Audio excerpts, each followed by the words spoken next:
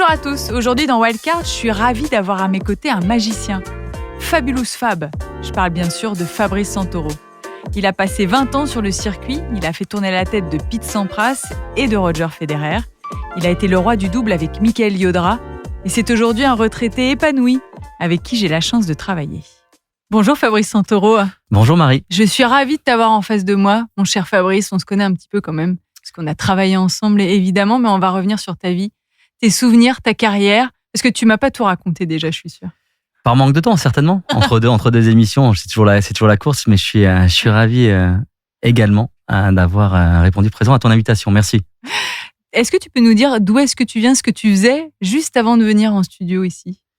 J'étais à la maison, sur mon ordinateur, comme tous les jours de la semaine, même tous les jours tout simplement, que je passe beaucoup de temps face aux écrans, à répondre à des mails, à gérer 2-3 choses et à organiser ma vie. On va revenir donc sur ta très longue carrière, Fabrice. On va parler beaucoup de tennis, mais aussi de ta vie, tout simplement. Est-ce que tu peux me raconter comment est-ce que tu as débuté le tennis ? J'ai débuté à l'âge de 6 ans et demi sur le bord d'une autoroute où mon père enseignait ce sport, seulement le mercredi, puisqu'en dehors de ça, il travaillait à l'Arsenal de Toulon. Et puis un jour, un mercredi en fin d'après-midi, alors qu'avec maman, on venait le récupérer, comme il y avait un petit peu de retard, et il m'a dit de patienter dans un coin, et j'ai attrapé une raquette qui traînait sur le bord du cours. Je l'ai prise à deux mains, bien évidemment, car elle était trop lourde, et j'ai commencé à frapper des balles face à un mur. Et ça t'a plu ? J'ai aimé le fait de voir cette balle revenir en permanence, et cette balle et ce mur qui était beaucoup plus fort que moi, car lui ne ratait jamais. Et puis quelques mois plus tard, tout est allé assez vite. J'ai demandé à mes parents après avoir joué avec quelques copains, j'ai demandé à mes parents de m'inscrire à un tournoi qui se jouait en plein centre-ville de Toulon. J'ai joué ce tournoi dans ma catégorie d'âge et je l'ai remporté. Alors imaginez un enfant de 7 ans qui joue son premier tournoi et soulève une coupe. Forcément, il a envie de recommencer. Exactement, tu as eu évidemment envie de recommencer, mais tu t'étais pas entraîné avant ? Si, j'avais joué pendant quelques mois, et le mercredi, puis je jouais un petit peu le week-end, et puis je jouais au milieu de la route, dans le lotissement où je vivais avec mes parents, et contre le mur du garage. Et c'est vrai que pour un débutant, c'est toujours difficile de parler de soi-même, mais j'étais très adroit. À défaut d'être grand et puissant, j'étais très adroit. J'avais un bon œil et je ratais pas la balle. Alors, c'était pas de là à faire carrière, il y avait encore un gouffre, mais j'avais cette faculté à attraper tout le temps la balle et à faire des échanges sans rater. Ta famille aimait le tennis, ton père, tu dis, était prof de tennis, ta sœur jouait au tennis aussi ?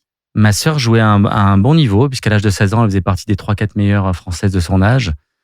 Mais lorsque j'étais tout gamin, à 6-7 ans, Sabine jouait, mon père donc enseignait 1 ou 2 jours par semaine. Et avant ça, il était très, très sportif, excellent gardien de but, qui serait aujourd'hui en l'équivalent de la Ligue 2. Ah ouais, pas mal. Pas mal. Ah, pas mal. Famille de sportifs. Ah oui, quand même. La vie était rythmée par le tennis chez vous ? Très vite, elle l'est devenue, puisque lorsque ma sœur et moi avons commencé à disputer des tournois, très souvent le week-end, mon père partait d'un côté avec ma sœur et puis moi de l'autre côté avec ma mère, ou réciproquement. C'est vrai qu'il devait systématiquement nous accompagner le week-end pour nous permettre de jouer en compétition, et on a failli ruiner nos parents. Ah bon, pourquoi ? Parce que le tennis coûtait quand même assez cher. Quand on commence à faire des tournois à 100, 200, 500 km, ça fait des allers-retours, ça fait potentiellement une nuit d'hôtel, des frais d'essence, même si le carburant était moins cher qu'aujourd'hui. Mais venant d'une famille modeste où mon père ouvrier était le seul à travailler, avec à l'époque, je me souviens, c'était 8 000 francs par mois pour toute la famille. Il faut faire attention le week-end quand on part. Quel était le rôle d'ailleurs de tes parents auprès de ta passion qui va devenir ton métier ? Mais on sent qu'ils ont eu un rôle très important. En tout cas, ils t'ont toujours soutenu dans le tennis. Je crois que mes parents ont eu le comportement idéal. C'est-à-dire c'est exactement ça. Ils m'ont soutenu, mais jamais forcé. J'aime pas trop les parents qui forcent les enfants, les parents qui où les familles, où le projet était plus fort pour les parents que pour les enfants. Je trouve ça assez destructeur. Mais c'est pas du tout dans ce modèle-là que j'ai grandi.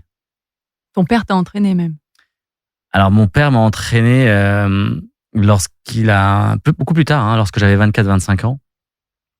Avant ça, je lui avais déjà demandé de m'entraîner, de me suivre sur le circuit. Il m'avait répondu la chose suivante. Si pour te suivre, il faut que j'arrête de travailler. Si j'arrête de travailler, il faut que tu me payes. Et il est hors de question que tu me payes. Donc, je t'entraînerai peut-être un jour lorsque je serai à la retraite. Et lorsqu'il a pris sa retraite, il a accepté de m'entraîner, mais il n'a jamais voulu que je le paye. Et c'était bien d'être entraîné par son père? C'était fantastique. On a des moments, on a des souvenirs extraordinaires, des émotions très fortes, des moments de tension aussi. Mais bon, les moments de tension entre parents et enfants, qu'on fasse du sport ou pas, il y en a toujours. Et puis, je crois que tout est dit dans la préface de mon livre, écrite par mon père, où il dit, voilà, ce que je viens de dire, que ces moments étaient formidables, mais que si j'avais pas été son fils, j'aurais été encore plus fort. Exactement, mais c'est ce que j'allais te dire. C'est quand même incroyable de dire ça. Si j'avais pas été son père, il aurait été encore plus fort. T'es d'accord avec ça, toi? Ouais, complètement, parce qu'il y avait un... Et là, encore une fois, je me rends compte à quel point mes parents sont exceptionnels. C'est-à-dire que dans l'apprentissage, le coaching, il y avait pour eux, pour mon père, il y avait des limites à ne pas dépasser, puisqu'il y a une relation père-enfant qui est beaucoup plus importante qu'entraîneur-champion. Et donc voilà, tout est dit dans cette phrase. Il a jamais dépassé cette limite? Non, jamais. Il a tout fait pour que je sois un bon joueur. Il m'a entraîné, il m'a conseillé, on s'est remis en question, on a beaucoup échangé, mais il n'y a jamais eu de clash, vraiment de confrontation pour peut-être aller encore plus haut et imposer par la force certaines choses. Sans lui, tu serais peut-être pas arrivé à tout ce que tu as réussi. Sans lui ou sans eux, je serais une toute autre personne, c'est sûr. Ils t'ont vraiment suivi tout au long de ta carrière. Ils ont été très proches de toi. Et tu t'en parles souvent. T'as gagné beaucoup de tournois très jeune, très vite. Tu gagnais tout. D'ailleurs, il paraît qu'il fallait payer un pot à l'adversaire. Et ta mère t'en a remercié d'ailleurs. À l'époque, c'est toujours le vainqueur qui payait un verre à son adversaire. Et toujours pour les raisons que j'évoquais un peu plus tôt, les semaines étaient coûteuses parfois. T'étais quel genre d'enfant, Fabrice? Est-ce que t'étais quelqu'un de timide, quelqu'un d'extraverti? Plutôt timide, discipliné, qui aimait bien faire les choses seul. Il y avait une amie de ma maman qui m'appelait moi tout seul. Voilà, mais ça n'a pas trop changé. J'aime bien, je suis pas solitaire, mais j'aime bien être seul, assez plutôt casanier. Et j'aime bien trouver des solutions seul. Parce que t'es timide? Parce que t'as peur d'être mal accompagné? Mais toi qui me connais, tu me trouves timide? Non. Je pense pas être timide, je pense pas être introverti. Non. Mais je pense être peut-être, pour ceux qui me connaissent pas, un peu sauvage, avec une forme de carapace. Il y a eu des mauvaises expériences alors? Certainement. Voilà. Si on revient au tennis, justement, t'es tout jeune, t'es petit. Est-ce que t'as des rêves à ce moment-là? Des rêves. Alors, j'ai jamais eu le rêve de gagner Roland-Garros, d'être numéro 1 mondial. Peut-être ce qui m'a manqué, entre autres. Mais le rêve de jouer au tennis, de gagner des matchs, de progresser, de la compétition. Voilà, et de peut-être un jour d'en faire mon métier. Mais d'ailleurs, je me rends compte que depuis que j'ai arrêté ma carrière, je prends beaucoup moins de plaisir à jouer. Parce que ce que j'aimais beaucoup dans le tennis, c'était la compète, en fait. En fait, de 6 à 10-12 ans, j'ai quasiment pas connu la défaite. Parce que je jouais dans ma catégorie d'âge et je gagnais tout le temps. Alors, à l'échelle, au niveau départemental, puis régional, puis national, où je perdais jamais un match. Et ensuite, les années passent. 15, 16 ans, je joue mon premier Roland-Garros, puis tu es confronté au monde des pros. Et là, tu te rends compte que tu gagnes, mais que tu perds aussi souvent. Donc, finalement, ce qui est aussi important que la victoire, c'est la faculté à se relever quand tu perds. Comment toi, tu vivais la défaite? Tu t'enfermais dans ta chambre? Tu boudais? Comment tu t'exprimais, justement? Franchement, j'étais triste quand je perdais. Mais d'ailleurs, j'ai une petite anecdote à ce sujet-là. C'est que j'avais un copain de classe qui a commencé le tennis en même temps que moi. Et Et les premières fois où on a fait des tournois ensemble, lui, quand il jouait, s'il perdait un match, il sortait du terrain, il était mort de rire. Et moi, si j'avais gagné ne serait-ce que 6-4, 6-3, j'avais perdu 7 jeux, j'avais envie de pleurer. On n'avait pas du tout le même rapport à la performance et à la victoire-défaite. Pour moi, perdre des jeux, même, c'était insultant. Et lui, il était content de jouer. Bon, à l'arrivée, moi, j'ai fait carrière. Lui, il est devenu maçon. Il est très heureux aussi, mais il a fait autre chose. Et tu penses que c'est obligatoire d'avoir cet état d'esprit de refus de perdre un jeu, c'est pas grave quand même? Non, mais perdre un jeu quand on est pro, bien sûr que c'est rien. Mais à 6-7 ans, on a l'impression que c'est dramatique, quoi. On est mis 1-0, on a l'impression que c'est le monde qui s'effondre. On est tout petit quand même. Et après, tous les plus grands champions, passés ou actuels, ont, je dirais, ce que l'on a vécu récemment avec Rafa à l'Open d'Australie. On voit un gars quand même qui est vraiment au bord de la rupture sur le plan physique et qui se bat comme si sa vie en dépendait jusqu'à la dernière goutte. T'avais des idoles à cette époque-là? John McEnroe. Tout à fait ton opposé, quoi. Exactement. Avec qui je joue une exhibition dans quelques jours à Dubaï. Félicitations. C'est drôle, hein? Tu le salueras de notre part. Des posters sur ma chambre en 1980 à disputer des exhibitions 40 ans plus tard. C'est drôle. Pourquoi John McEnroe? Pourquoi? Je sais pas, oui, elle fait un petit peu l'inverse de mon caractère, beaucoup plus fougueux, caractériel, indiscipliné, enfin tout ce que je ne suis pas. Vous avez déjà discuté tous les deux, j'imagine? On a joué, on a fait des matchs d'exhibition, on a très souvent discuté. Il m'a même donné 1 ou 2 conseils parfois avant de jouer. Quel genre de conseils? Alors je me souviens, j'en ai un en tête, c'est en 2005 avant de jouer Federer à l'US Open au 3e tour.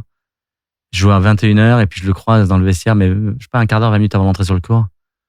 Et il me dit, Federer, il touchait pas terre à l'époque, hein.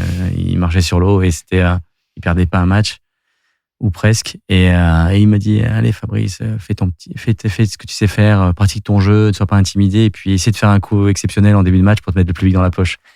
Et c'est un conseil qui m'a marqué. Tu l'as fait? Oui, par le hasard des choses, j'ai fait un truc en début de match. Et t'as le public dans la poche? Qui m'a boosté, en fait, qui m'a permis d'avoir le public dans la poche. Alors quand je suis rentré sur le terrain, la confrontation, c'était Dieu face à un inconnu un petit peu à New York. Donc ce coup m'a permis d'avoir le public.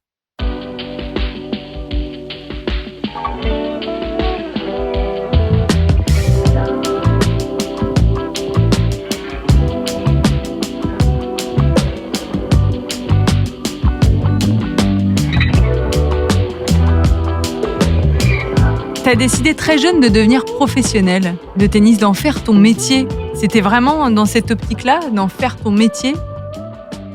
La discussion qui m'a amené au monde professionnel, je la revois comme si c'était hier, parce que c'était à Roland-Garros, en haut des escaliers, près du restaurant. C'est mon entraîneur de l'époque, Luigi Borfiga, qui convoque mes parents et moi-même et qui me dit, voilà, monsieur et madame Santoro, votre fils a 15 ans et demi.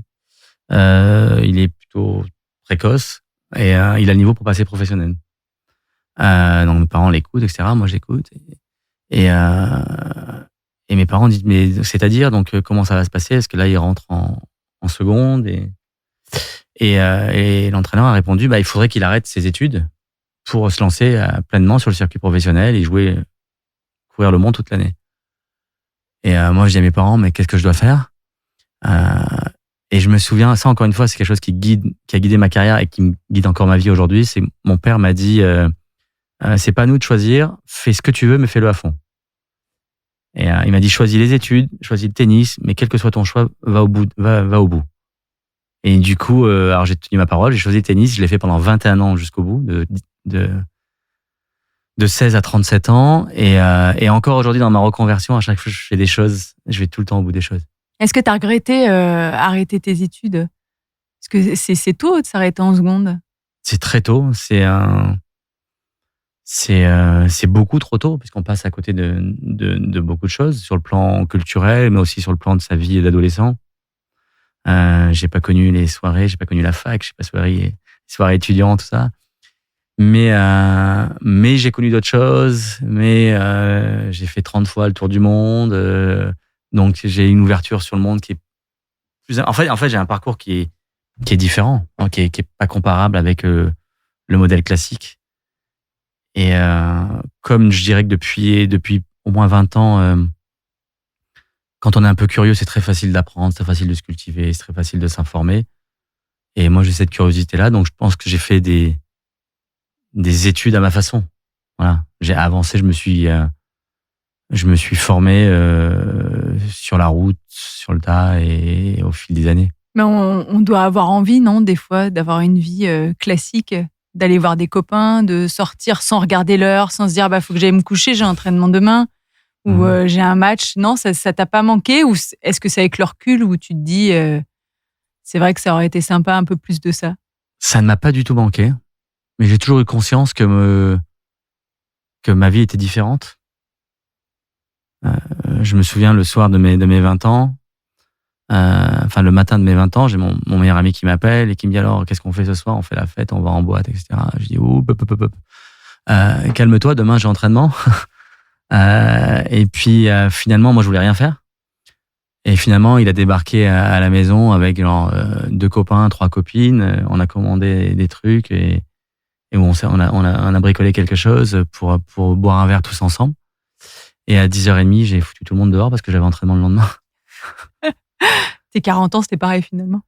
Mes 40 ans, c'était quoi? Mes 40 ans, c'était à Londres avec quelques amis que j'avais invités à Londres pour le week-end. C'était trop bien, on était dans un restaurant marocain. Et pour le coup, c'était un peu plus arrosé que les 20 ans. Il n'y avait pas entraînement le lendemain, pour le coup. Comment se passe le passage dans ce monde professionnel? Est-ce que souvent, on nous dit que la marche est vraiment très haute, que le changement est radical? C'est le cas. Il y a un fossé entre les juniors et le monde professionnel. Il y a beaucoup de rivalité. Il y a beaucoup de pièges, beaucoup de dangers à éviter, beaucoup de travers dans lesquels il faut pas tomber. La concurrence est très très très rude. Il y a très peu de place. Hein. Imaginez votre fille, ta fille, pardon, qui souhaiterait devenir joueuse de tennis professionnelle. C'est-à-dire qu'elle prend le pari de réussir dans un monde où il y a 150 élus dans le monde. C'est quand même super ambitieux comme projet. Elle choisirait d'être dentiste, avocate, d'ouvrir une boulangerie, un restaurant. Il y en a quand même plus de 150 dans le monde, quoi. Donc c'est très ambitieux de se dire je vais devenir tennisman professionnel avec si peu d'élus. Mais pour revenir au monde professionnel, c'est très difficile. Alors de l'extérieur, les gens disent dans le sport, tout est beau, mais d'intérieur, tout n'est pas très beau. Et tu dois le savoir très certainement dans le monde du basket. J'imagine que tout n'est pas parfait. Et à l'intérieur, c'est encore une fois, quand on est dans un univers où il y a un peu plus d'une centaine d'élus, c'est la guerre, quoi. T'as été déçu un peu? Ou finalement, tu savais à quoi t'attendre? C'est très formateur. Ça renforce, ça arme pour la vie. Mais déçu parfois, mais j'aurais fait des études, peut-être que j'aurais connu d'autres déceptions, quoi. Je veux dire, une vie sans déception n'est pas très fun. Non, mais là, c'est très violent quand même, puisque tu dis la concurrence est très rude, donc il y a très peu d'élus il y a peu de place, il y a beaucoup de candidats pour peu de place. Tu as seulement 16 ans. À ce moment-là, est-ce que tu es entouré ou finalement tu fais face à tout ça tout seul? Non, je suis très bien entouré, toujours pareil. Hein, mes parents, ma sœur, on fait bloc. Puisque quand j'ai débarqué à Paris et que j'ai eu mon appartement à l'âge de 16 ans et demi, je gagnais bien ma vie. C'est quand même déstabilisant de se dire j'ai 16 ans et demi, je vis seul à Paris, j'ai mon appart, je gagne mieux ma vie que mes parents, et finalement toutes les conneries sont à portée de main. Voilà. Donc après, est-ce que je l'ai fait ou est-ce que je choisis de les faire ou pas? Mais toutes les tentations sont là. Tous les jours, tous les soirs, tous les week-ends. J'ai entraînement, est-ce que je reste et je me couche? Est-ce que je sors et je bois?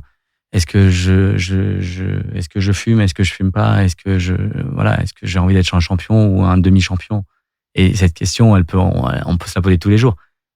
Il y a 1 milliard de tentations et pour le coup, je suis bien resté sur les rails. T'as jamais fait de bêtises? Si, j'ai fait des bêtises, mais j'ai fait des toutes petites bêtises. Voilà. C'est quoi ta plus grosse bêtise? Déjà, Je suis rentré à 23h. Non, c'est pas ça, mais déjà, j'ai jamais allumé une cigarette de ma vie, j'ai jamais pris de drogue, bien évidemment. J'ai pas bu d'alcool durant toute ma carrière, même si aujourd'hui j'apprécie vraiment les bons vins. Voilà. Après, il m'est arrivé de me coucher tard, il m'est arrivé à la vie. Hein. On a même rencontré des mondes.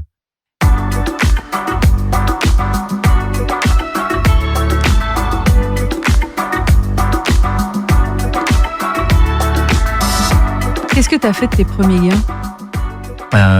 Acheter un appartement. Voilà.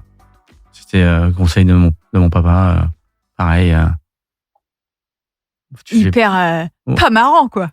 Ouais, pas marrant. C'est pas dire que voilà, si après égal entre un appartement et une voiture, non. Non.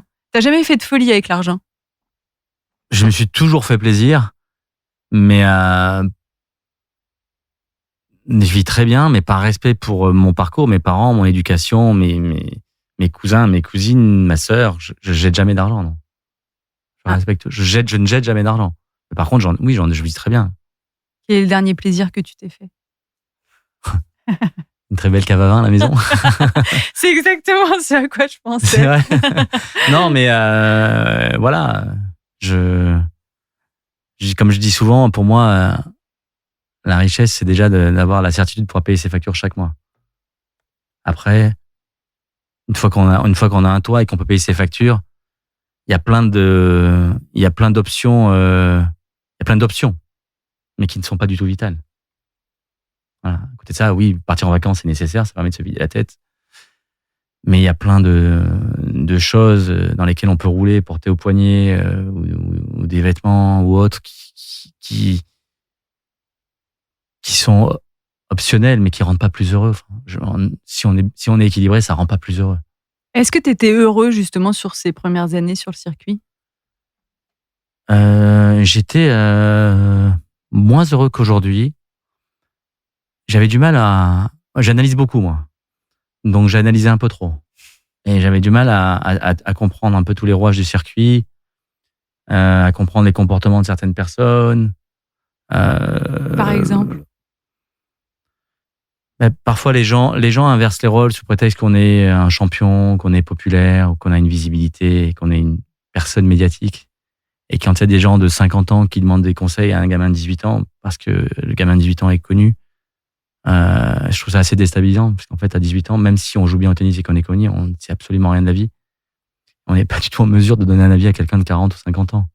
On t'a demandé ça? Ouais, j'ai des images comme ça de gens qui... parce que la médiatisation rend, entre guillemets, important. Mais la médiatisation ne rend pas plus intelligent ou plus... elle ne fait pas gagner forcément du temps sur la vie. Et sur le plan tennistique, comment se passent ces premières années? Premières années, j'ai toujours dans la lignée de ce que je faisais quand j'étais gamin. Super adroit, un métronome, je rate pas une balle, je prends pas beaucoup de risques. Mais je sais que pour les autres, c'est un enfer de me jouer parce que je donne pas un point. Et que physiquement, je suis très solide. Et avec un gros cardio, donc pour aller me chercher sur la durée, c'est difficile. Et moi, je sais que mes matchs vont durer. Donc voilà. Mais c'est pas le jeu le plus passionnant à jouer ou à regarder, mais c'est à ce moment-là très efficace. Et ça te plaît, cette vie de tennisman? Je suis pas comme Federer qui est totalement habité par la profession et qui en a l'impression que c'est un sport qui a été créé pour lui. C'est-à-dire qu'il aime s'entraîner, il aime voyager, il aime matcher, il aime signer des autographes, il aime faire des RP avec ses sponsors, il aime répondre aux médias. Moi, j'aime jouer au tennis, j'aime matcher. J'ai jamais aimé voyager. En carrière, j'aimais pas répondre aux médias. Je refusais jamais les photos, parce qu'à l'époque, il y avait des photos. Hein. Enfin, non, il y a les autographes avant. Ouais. Maintenant, c'est les selfies. Non, mais je refusais jamais les photos ou autographes, tout ça, mais c'est pas épanouissant pour moi. Enfin, c'est pas, maintenant que j'en signe moins, tout va bien. Mais en revanche, j'adore être au milieu de l'arène et j'adore la bagarre. T'as eu envie de tout laisser tomber à un moment donné? À 24 ou 25 ans, ouais. Pourquoi? Parce que j'ai rencontré ma première femme, on était très bien, donc j'avais plus envie de voyager. C'était devenu, déjà, comme je le disais, j'aimais pas voyager, mais alors, en étant bien à la maison en couple, j'avais encore moins envie. Donc je me souviens qu'à fin 96, j'étais pas sûr de commencer 97, donc j'avais quand même que 24 ans. Et je suis même allé à un casting, comme elle était un peu dans le milieu audiovisuel et la danse, etc., le cinéma. Je suis même allé à un casting pour une série. Tu t'es dit que t'allais être acteur. Je me suis dit que j'allais tourner en restant à la maison, c'était trop bien. Et puis si le tennis s'arrêtait, c'était pas grave. À ce moment-là, c'était pas grave. Et pourtant, j'avais pas gagné un titre encore en simple. Ah ouais, du coup, c'était pas... c'était une parenthèse presque. J'étais aussi un peu en fin de cycle en pratiquant un style de jeu qui me passionnait plus. Et début 97 coïncide avec le moment où mon père accepte de m'entraîner et transforme mon jeu. Et donc, en transformant mon jeu, il transforme ma joie de jouer. Et tes ambitions aussi? Complètement. Et du coup, derrière, j'ai fait 97-2010, mes meilleures années. C'est-à-dire, raconte-nous un petit peu, pourquoi tes meilleures années? Parce que j'ai joué vers l'avant, j'ai pris beaucoup de risques, je suis redevenu très créatif. Que en étant plus créatif, le public prenait du plaisir à me voir jouer, donc me soutenait, m'encourageait, et voir les gens heureux de me voir jouer, c'était vraiment trop bien. Il y avait ce plaisir de jouer et de voir le public adhérer à mon jeu. Tu as gagné tes premiers titres aussi? Premier en fin 97. Ça doit être grisant quand même, non? Ouais, c'était fou. C'était à Lyon en octobre 97. Et alors, qu'est-ce que tu as ressenti? Ça faisait déjà 9 ans que j'étais pro. C'était hyper fort parce que j'avais commencé à m'entraîner avec mon père 10 mois auparavant. Soulever le premier trophée. En plus, j'avais battu, je crois, 3 gars dans les 10 meilleurs mondiaux sur les quarts, demi-finales. C'était un tournoi très relevé. Et voilà, je me retrouve à soulever le trophée. Et moi, j'ai gardé une petite photo à la maison. Qu'est-ce qu'il t'a dit, ton père? C'est pas mal. Non, pour lui, c'était qu'une étape, en fait. Il me disait toujours continuer à prendre du plaisir. Et plus je serai créatif, plus je prendrai de plaisir et plus je serai donc récompensé sur les compétitions. Il y a Pete Sampras qui t'a surnommé Fabulous Fab. On t'a surnommé aussi Battling Fab. Quel surnom tu préfères, toi? Moi, moi, je donne raison aux gens, je donne raison au public. Hein. Non, mais les gens qui m'ont vu jouer et qui disent Battling Fab, c'est parce que. Alors, je crois que c'est plutôt, à mon avis, c'est un journaliste de l'équipe qui a sorti cette formule. Pete Sampras, il m'appelait le magicien. Ouais. Voilà, moi, je laisse faire, je laisse dire, et toutes ces appellations me font extrêmement plaisir. Mais quand on est à Wimbledon, les gens ils disent encore, regarde, c'est Fabulous Fab. À l'époque où on allait à Wimbledon. Ouais, non, mais tu vois, c'est quand même, c'est génial, non, d'avoir ce surnom du magicien. C'est quelque chose qui te va bien en plus. Enfin, je veux dire, c'est pas faux comme surnom. C'est lié à une façon de pratiquer mon sport. Et c'est vrai que sans avoir été le meilleur, j'ai senti en fin de carrière qu'à ma façon, j'avais marqué un petit peu mon sport. Et encore une fois, je dis ça toute modestie, parce qu'il y a eu des joueurs beaucoup plus forts que moi, mais j'ai laissé une trace. Ça, c'est vraiment cool. C'est une fierté, ça. Ouais, vraiment. Il y a des petits garçons qui se sont inspirés de toi. Des petits garçons, des petites filles, pardon, aussi. Et puis régulièrement dans la rue, encore aujourd'hui, il y a des gens qui m'arrêtent, qui me disent « Ah là là, j'ai suivi vos matchs, c'était formidable, vous battiez jusqu'au bout, vous lâchez rien. » Et puis, je croise aussi des jeunes qui ont, je sais pas, 10, 15 ans de moins que moi et qui me disent « Oh là là, je vous voyais jouer, mais à chaque fois, j'étais devant mon ordinateur parce que Roland Garros, c'était la période des révisions. » Et donc, il y en a plein. Ça, je l'ai entendu, mais des centaines de fois, quoi. Ah, Roland Garros, c'est les révisions, mais je vous regardais quand même du coin de l'œil. Et ça durait 5 heures, merci Fabrice. Ouais. Les révisions n'avançaient pas grâce à toi.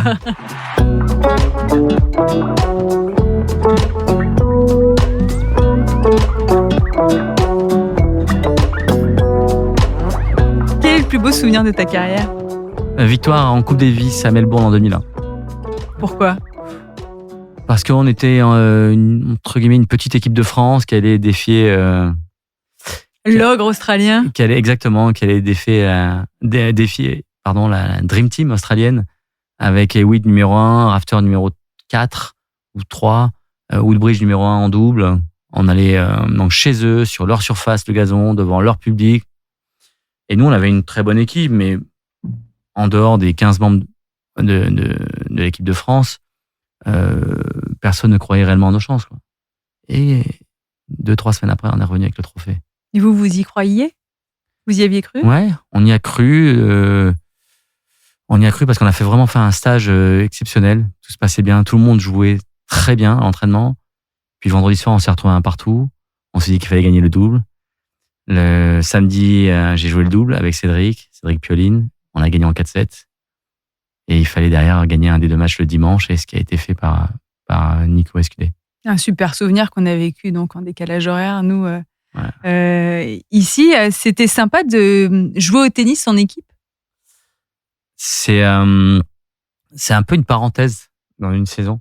On est très souvent seul, à préparer un match, parfois dans le vestiaire, ou seul sur le terrain, seul après ou le soir dans sa chambre, ou à aller dîner avec son entraîneur.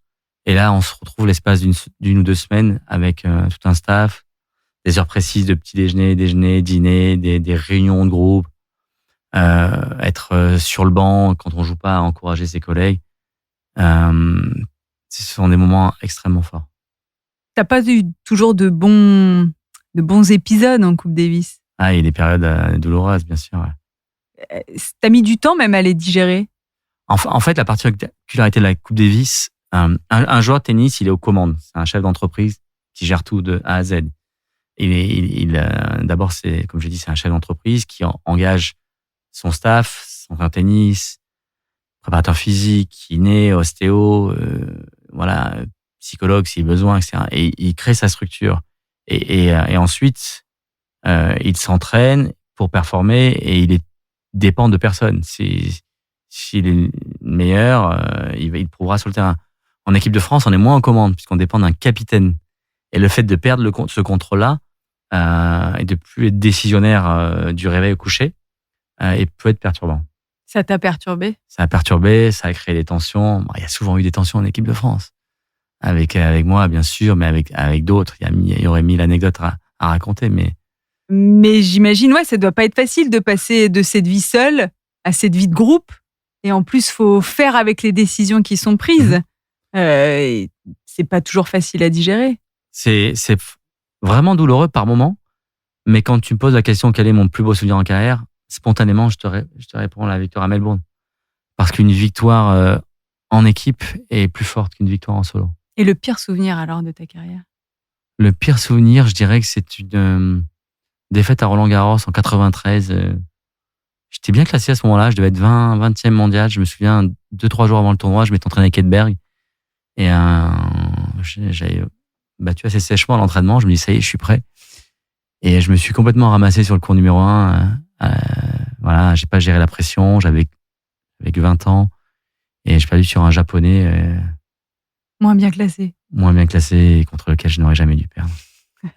T'as encore du mal à... Elle est un peu là encore, cette défaite. J'en ai pris une bonne. Ouais.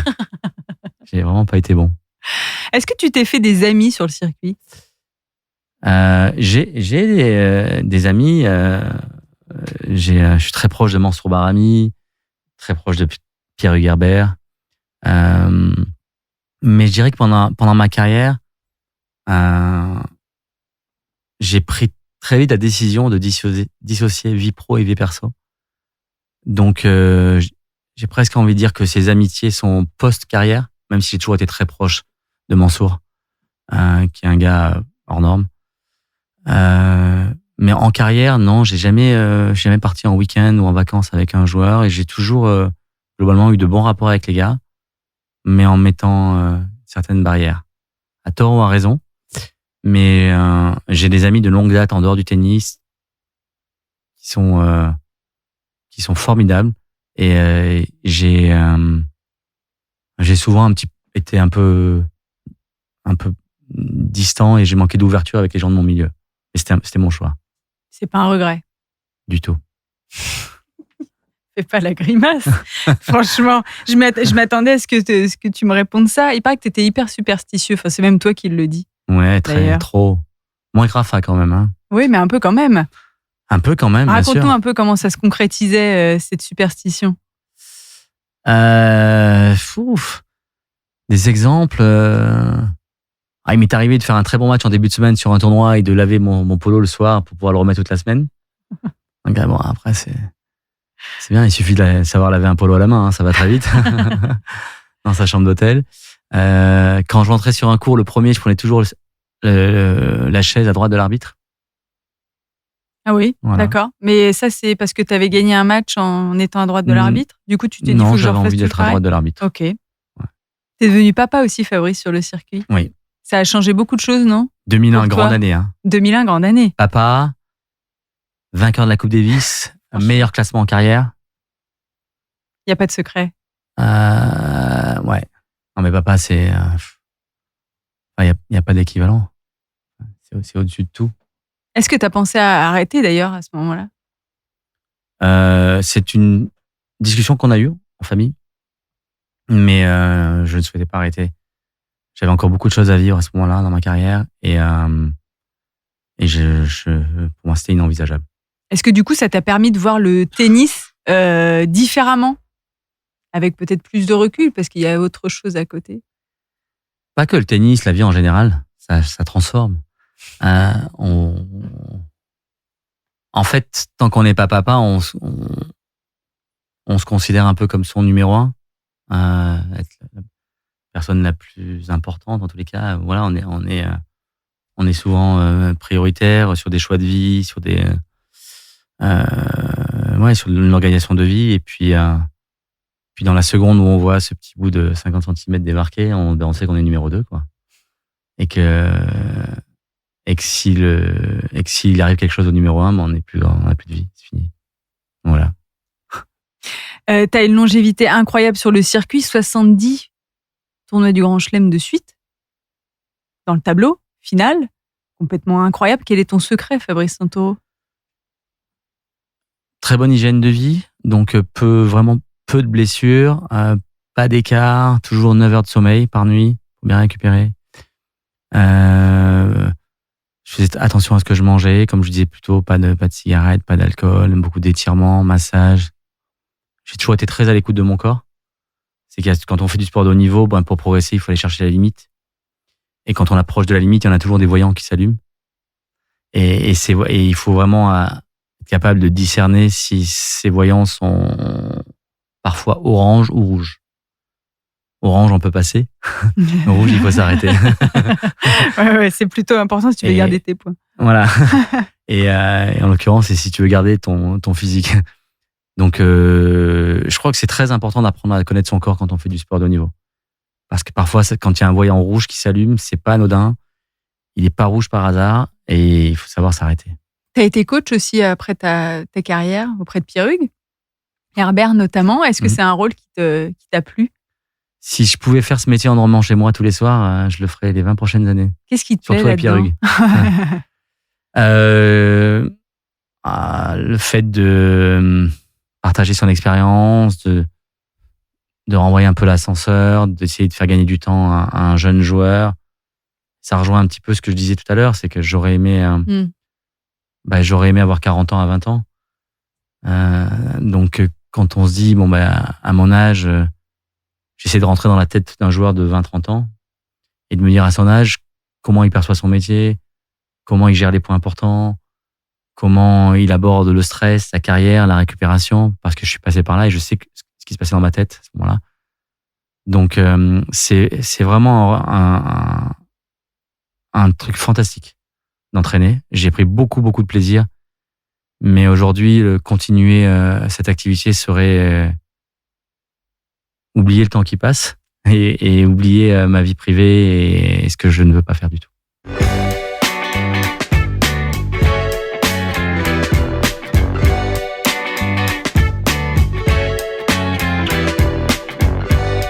Pourquoi tu as décidé d'arrêter de jouer? À quel moment tu t'es dit, là, ça y est? J'étais 40e ou 50e mondial, mais j'avais beaucoup de difficultés à avoir ma fille. Et c'était devenu très, très, très compliqué en termes d'organisation de vie privée. Et en fait, je pouvais pas bien jouer au tennis si je voyais pas ma fille. Donc, j'ai décidé d'arrêter ma carrière pour passer beaucoup de temps avec elle. Ça a été dur de plus être tennisman professionnel? Non, parce que c'était ma décision. Hein, comme je dis souvent, il y a un sportif, il arrête de 3 façons différentes. Il y a 3 manières de mettre un terme à sa carrière. La première, c'est quand tu étais blessé et que tu es sur ton lit d'hôpital et on te dit tu pourras plus jamais rejouer. Donc, change de vie. Donc ça, c'est très difficile parce que c'est souvent assez violent et on n'est pas prêt. La deuxième option, c'est de voir son classement passer de 10e à 50e, 50 à 100e, 100 à 200e. Et ça, pour l'ego, c'est difficile parce que c'est un peu le vestiaire qui te fout dehors. Donc, c'est la concurrence qui t'enlève ton job. Donc, ça, c'est aussi difficile à vivre. Et ces 2 options représentent à peu près 95% des fins de carrière. Et moi, je voulais dans les 5%. C'est-à-dire qu'il est celui qui se dit avant que mon corps me lâche et avant que la concurrence me mette dehors, je vais arrêter. Parce qu'en fait, j'ai envie d'être avec ma fille. Je pense avoir fait le tour. Et ça fait 21 ans que je fais qu'une chose. Et j'ai à la fois beaucoup de plaisir, beaucoup de bonheur, mais aussi pas mal de frustration. Il y a plein de choses que j'ai envie d'explorer et le temps passe. T'as eu envie de faire quoi alors, justement, d'explorer quoi? Alors, dans le tennis, j'ai eu envie d'explorer un petit peu toutes les facettes du métier, c'est-à-dire entraîner, faire de la radio, faire de la télé, être actionnaire sur un tournoi, jouer des matchs exhibition. J'avais envie de voir un petit peu les coulisses, donc j'avais envie de voir toutes les facettes. M'asseoir en tribune aussi, être à la place du public. Donc ça, je l'ai vécu ces dernières années et je continue à le vivre au travers de mon rôle de consultant sur beIN Sport ou sur Prime Video. Et puis en dehors, j'ai plein de passions et je me régale. J'ai des journées bien remplies, vraiment bien remplies. Déjà, je suis un lève-tôt, couche-tôt. Donc souvent à 6h30, 7h moins le quart, je suis sur mon ordinateur le matin. Je fais un peu de gym et puis à 7h, je me mets sur l'ordinateur. Et j'ai toujours envie de travailler autant, mais au soleil. Donc je déménage bientôt. Par habiter dans le sud, Fabrice. Dans le sud-sud, hein. Sud en plus, hein. Il fait toujours beau là-bas. Et un truc peut-être que les gens ne savent pas de toi, c'est que t'aimes aussi le contact avec la nature. Oui. Mettre ta tente au milieu de nulle part et juste passer du temps comme ça. Mmh. Alors donc oui, moi, je suis amoureux de la Corse, donc je m'installe en Corse dans un peu moins de 2 mois. Et c'est vrai que j'aime vivre des choses différentes. Les randonnées font partie de ces moments-là où je peux partir en montagne sur 1 ou 2 journées, marcher 9 heures, dormir sous une tente, prendre une petite douche froide, grignoter un petit truc mais pas grand-chose et marcher, regarder les paysages et profiter de la nature. Et finir avec une bonne bouteille de vin. Pourquoi pas, mais en haut des sommets corses, en général, la bouteille est rare. Elle est lourde à porter. Quels sont tes rêves aujourd'hui, Fabrice? Parce que bon, il en reste des années, encore des choses à vivre. J'espère. Des rêves. Continuer à avoir de nouveaux projets, qui pour moi sont vraiment l'essence de la vie. Le jour où on n'a plus de projet, ça devient un peu compliqué. C'est quoi ton prochain projet, à part déménager? Déménager... un projet perso, nouveau challenge de vie professionnelle. Tu veux pas me dire ce que c'est? C'est un projet dans la finance. Ah oui, carrément. Complètement différent. Pour quelqu'un qui n'a pas fait d'études dans la finance, ouais. C'est un nouveau projet. Tout seul ou accompagné? Avec 2 associés. J'ai hâte de suivre ça. L'idée liée à du vécu, de ce que j'ai pu voir, entendre et des années de réflexion sur le fait que le monde sportif, notamment, mon artistique aussi, mais surtout le monde sportif est souvent très exposé et très mal conseillé et souvent on vit des expériences désastreuses sur le plan financier. Donc, moyen d'essayer de protéger les sportifs qui sont abusés. Les conseiller aussi, peut-être? Ouais. Moi, ça a toujours été une passion. On t'a conseillé, toi? Mon papa, jusqu'à mes 30 ans, gérait ça. Gérait tout ça. Ensuite, c'est moi qui ai pris le relais. Et puis voilà, je crois qu'aujourd'hui, on n'est jamais assez prudent, jamais assez méfiant, vigilant. Sur Internet, on peut apprendre plein de choses. La pandémie a renforcé mon activité dans ce secteur parce que je me suis retrouvé devant des écrans du matin au soir à lire et apprendre plein de choses. Et surtout, j'en ai marre de lire dans les faits divers que les sportifs se font plumer. Et quand on me dit qu'un footballeur, que les 2/3 des footballeurs sont ruinés 10 ans après leur carrière, ça me fait un peu mal au cœur. Et ce sont des chiffres vrais pourtant. Ben oui, tout à fait. C'est le cas aussi dans les joueurs NBA, NBA, football américain, beaucoup de milieux. Oui. Et voilà. Quel conseil tu donnerais à un petit jeune qui débute, qui a 16 ans? C'est un peu jeune là pour devenir pro quand même aujourd'hui, mais qui va passer professionnel de tennis. Alors, je noircirais le tableau pendant 30 secondes en lui disant ce que je disais tout à l'heure. Tu as choisi de réussir dans un domaine où il y a 150 élus dans le monde. Donc, c'est un projet très, très ambitieux. Si tu veux avoir plus de chance, fais les études dentiste, avocat, notaire, banquier, ce que tu veux, carrossier ou autre, et journaliste. Je sais pas. Mais voilà, donc tu te lances dans une voie qui est extrêmement compliquée. Maintenant, une fois que j'ai noirci le tableau, sache que c'est fantastique ce que tu as choisi. Parce que tes années sur le circuit, tes années à faire du sport de haut niveau, tes années à parcourir le monde valent largement des études. Et c'est très, très formateur. Tu vas apprendre plein de choses. Tu vas t'épanouir à ta façon. Et moi, j'ai l'impression que 21 ans de carrière, c'est 21 ans d'études. Mais alors, une forme d'études. Mais j'ai appris des milliers de choses. Et le tennis est, je pense, un des sports les plus formateurs. Du fait que, comme je le disais tout à l'heure, un tennisman, c'est un chef d'entreprise. Donc c'est pas un salarié d'un sport collectif et qui dépend d'un président, d'un entraîneur qui va le faire jouer, pas le faire jouer et qui aura rendez-vous devant le bus à 10h. On n'est pas du tout la même chose parce que moi, si j'achète pas mon billet d'avion pour partir en tournoi, personne ne le fait pour moi. Et on se rend bien compte que tu as tout fait tout seul. J'ai réservé mes hôtels, mes billets d'avion, j'ai fait les fiches de paye pour mon staff. Choisis tes entraîneurs. Choisis les entraîneurs, on choisit si on prend tel hôtel à tel prix ou celui-là un peu plus cher. Est-ce qu'on voyage en éco, est-ce qu'on voyage en business, combien ça va coûter, est-ce qu'on va rentrer dans nos frais, quel est le budget annuel. Mince, je suis blessé pendant 6 mois. Comme je fais pas un sport co, je suis pas salarié donc je gagne 0 pendant 6 mois.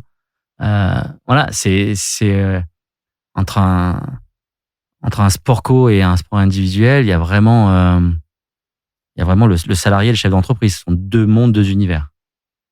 T'aurais aimé être accompagné ou finalement t'aimais bien décider tout seul? Ouais, tout seul, hein, comme quand j'étais gamin. Non, j'ai adoré mon parcours. Franchement, c'était à refaire, je ferais tout pareil. J'essaierais de faire un petit peu mieux.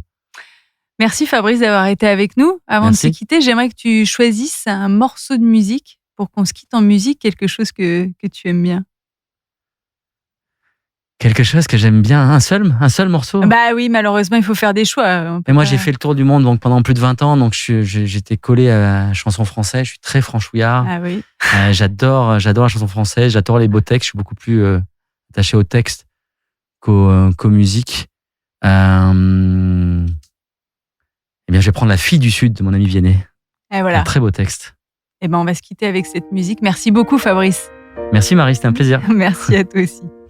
On m'a dit que c'était là, que tu venais souvent. J'ai pensé n'y va pas, et je suis venu pourtant. J'avais plus l'habitude qu'on me remballe, mais comme t'étais du sud, j'ai pris un Mistral. Moi je voulais n'importe quoi, tant que c'était avec toi. Même devenir ami, même conduire dans Paris. Faut pas faire des études pour être au courant que comme t'étais du sud, tu prenais ton temps. La fille du sud, elle avait mis dans ma vie tout son pays. La fille du sud, je l'attendais là pour partir. La fille du sud, quand elle avait froid, j'aurais fait n'importe quoi. Les filles du sud, je vous le dis, ne sont pas n'importe qui.